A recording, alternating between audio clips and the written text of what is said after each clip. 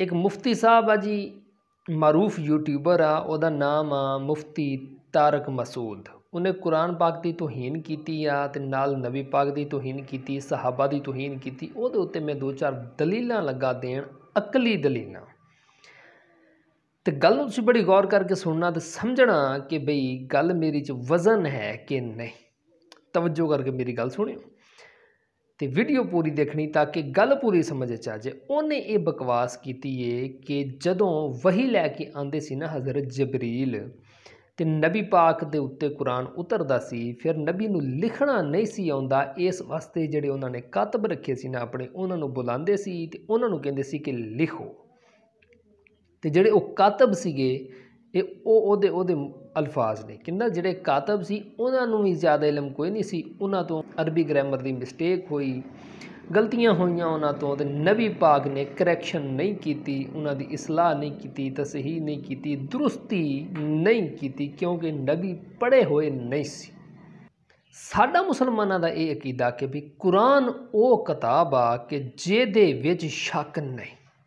साडा मुसलमानां दा ये अकीदा, चाहे कोई देवबंदी है, भाबी है, शिया है, किसी भी मजहब के नाल, किसी भी अकीदे के नाल उहदा तलक आना, मुसलमान होवे, शर्त है कि मुसलमान होवे, तो फिर उहदा ये अकीदा कि बई कुरान जिहड़ा ना ये अल्लाह की किताब आ ते इहदी हिफाजत का जिम्मा भी अल्लाह ने लिया। भावें तुसीं पाकिस्तान का कुरान देख लो, इंडिया का कुरान देख लो, अमेरिका च कुरान देख लो, कैनेडा च कुरान देख लो, जिथे भी दुनिया के किसी कोने के कुरान तुसीं देखते हो, जबर जेर पेश की तब्दीली भी नहीं होएगी। इसकी हिफाजत का जिम्मा रब ने चुकिया।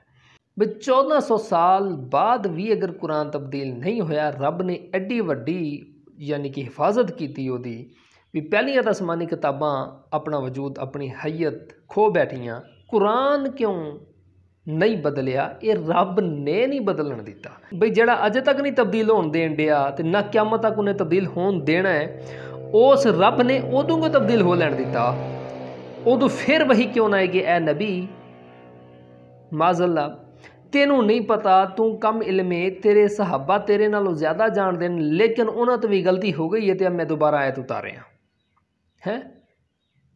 रब उतार सकता सी ना, ऐत कोई नहीं आई। इसका मतलब है कि नबी भी साडा शान वाला, नबियां दा इमाम है, बहुत जानदा है, आलिमुल गैब है, ते नबी दे सहाबा भी पढ़े लिखे सी, उन्हां तो गलती कोई नहीं हुई। 1400 साल बाद यह मलवंडा उठ के कह रहा है जी मैनू अरबी ग्रामर का बहुता पता है तो सहाबा नूं पता नहीं सी।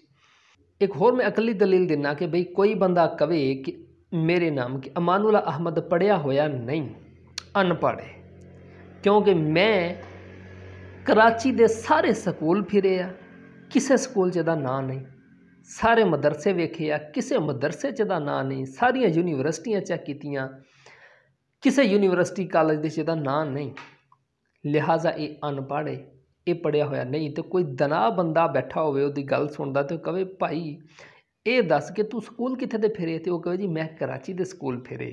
तो फिर वो पूछे कि अमानुल्ला अहमद रहिंदा कित्थे आ, तो कहे जी वो जिला रीमर खां च रहिंदा। तो फिर वो सियाणा बंदा नूं आखे कि कमलिया भी जिथे वो रह रहा तो उत्थे दे स्कूल चैक करना, उत्थे किसी ना किसी स्कूल, किसी ना किसी कॉलेज किते ना किते तो वह नाम लभ जाएगा।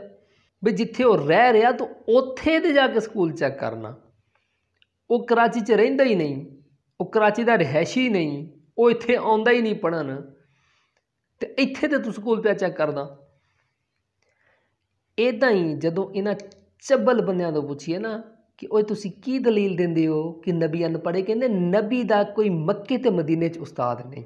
ओ कमलिओ मक्के ते मदीने दा नहीं, नबी ला मकाना दा है, नबी मक्के मदीने दा नहीं, नबी ला मकाना दा है।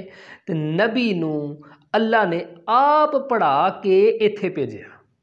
नहीं मैनू ये दसो कि भी जेड़े नबी दा कुरान पढ़ के, जेड़े नबी दियां हदीसां पढ़ के लोग मुफ्ती कहलांदे आ, मुहक्किक मुदक्किक कहलांदे, पता नहीं किड्डे किड्डे वड्डे वड्डे नाम, बई किताबां मुक जानियां अलकाब नहीं मुकदे, उस नबी नूं अनपढ़ कह रहे हो, शर्म नहीं आउंदी? ये एक कॉन्स्पिरेसी आ जिहदे तहत उन्होंने ये बयान जारी किया। मेरी समझ के मुताबिक ये कॉन्स्पिरेसी आ, कादियानियां दा रस्ता साफ कर दिता गया। ਬਕਵਾਸ ਕਰਨ ਵਾਸਤੇ। ਯਹੂਦੀ ਲਾਬੀਆਂ ਦਾ ਰਸਤਾ ਸਾਫ਼ ਕਰ ਦਿੱਤਾ ਗਿਆ ਬਕਵਾਸ ਕਰਨ ਵਾਸਤੇ। ਉਹ ਤਾਂ ਪਹਿਲੇ ਹੀ ਲੱਭਦੇ ਸੀਗੇ ਕਿ ਕੋਈ ਮੁਸਲਮਾਨਾਂ ਦੇ ਵਿੱਚੋਂ ਵੀਕ ਪੁਆਇੰਟ ਲੱਭੇ, ਅਤੇ ਇਹਨੇ ਧੱਕੇ ਨਾਲ ਹੀ ਐਵੇਂ ਝੂਠਾ ਹੀ ਫੜ ਕੇ ਦੇ ਦਿੱਤਾ ਕਿ ਜੀ ਕੁਰਾਨ ਦੇ ਵਿੱਚ ਗਲਤੀਆਂ ਹਨ। ਅਸਤਗਫਿਰੁੱਲਾਹ।